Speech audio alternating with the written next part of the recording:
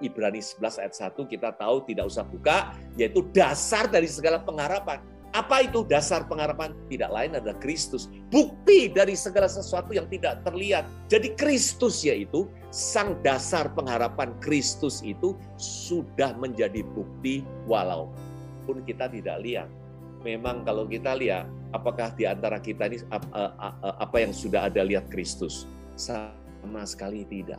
Tetapi kita mengenal, kita mengerti, dan bahkan sudah menjadi bukti karena Sang Kristus itu sudah melakukan segala-galanya.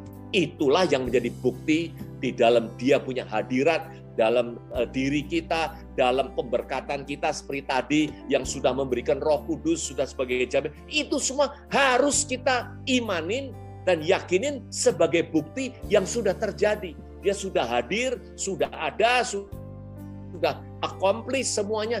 Itulah iman, teman-teman. Kalau iman ada partial yang belum dan sebagainya, please question yourself. Apakah itu sesuai dengan apa yang firman katakan itu? Next, coba kita selanjutnya. Nah, maka itu teman-teman, dari situlah bagaimana kita betul-betul memperbarui pikiran kita. No other way. We only have to focus only to Christ. Tidak ada yang lain. Nah, that is the end of me. No longer me in charge. Tidak ada lagi bagian kita. Karena memang fokusnya Christ. Loh, kalau kita fokus ke Christ, emangnya Tuhan Yesus menyuruh kita begitu? Yes, of course. Coba kita lihat Yohanes 15 ayat 4, teman-teman. Tinggal di dalam aku. Ini perintahnya loh, teman-teman.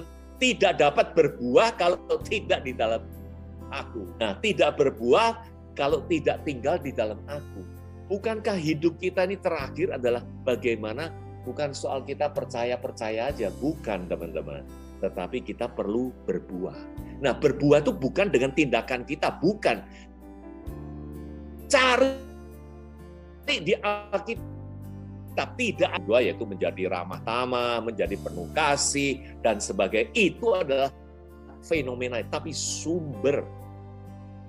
Dan yang dituntut oleh Tuhan itu adalah berbuah sewaktu kita ada di dalam Dia. Karena dikatakan kalau di luar Dia tidak ada berbuah. Jadi gini, kalau kita tidak percaya di dalam Kristus, kita ngeklaim apapun di mana Tuhan, is a big zero. Is a big zero. Karena dikatakan di sini, hanya engkau di dalam aku baru bisa berbuah. Di luar tidak bisa. Ayat 5 mengatakan ditinggal dalam, ia berbuah banyak. Wow, puji Tuhan. Makanya inilah teman-teman, kita harus tahu reposition ourselves, renewing our mind. Kita ini hanya harus tinggal di dalam akunya ini, yaitu Sang Kristus, baru bisa berbuah. Ayat 6 mengatakan, kalau tidak tinggal di dalam aku, that is where the consequences happen, yaitu akan dibuang dan dibakar. That's where we are finished. We will be finished kalau kita tidak fokus, kalau kita tidak lagi di dalam Kristus, tetapi kita masih timbul banyak soal quote-unquote, tadi yang dikatakan apa? It's about me, dengan ini saya begini-gini, wah puji Tuhan saya bisa begini, bisa ini, bisa itu, aku, dan ini betul-betul serius teman-teman. We really have to reposition ourselves as what is the instruction given by Jesus, teman-teman. Next, coba kita lihat, ya kan? Oleh karena itu kita end of me, focus to Christ only.